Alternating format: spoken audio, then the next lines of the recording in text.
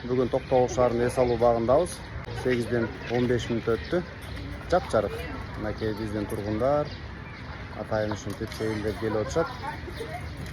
Азыр кызыкты көрөсүздөр. Мынакей урматтуу жашоочулар, телефондун жарыгы менен ушинтип азыр биздин жашоочулар эс алып жүрөт. Айтса жаман көрөсүңөр. Бирок чындык жатпайбы монтипчи мына.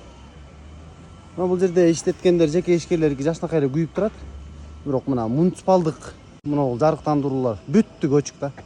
Дайыма эле ушундай. Же лампочка албай аткан, же бир жери үзүлүп калып аткан.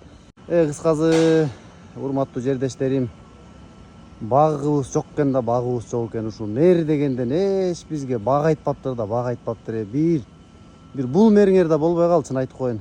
Мен депутат катары күнүнө тыгыз иштеп, эмнени өзгөртүү кылып атат, бюджетти кантип толтуруп атат, кайсыл жерде мында бекем кармап турат деген маселенин алкагында жооп берейинчи. Эч нерсе жок, айтып коеюн.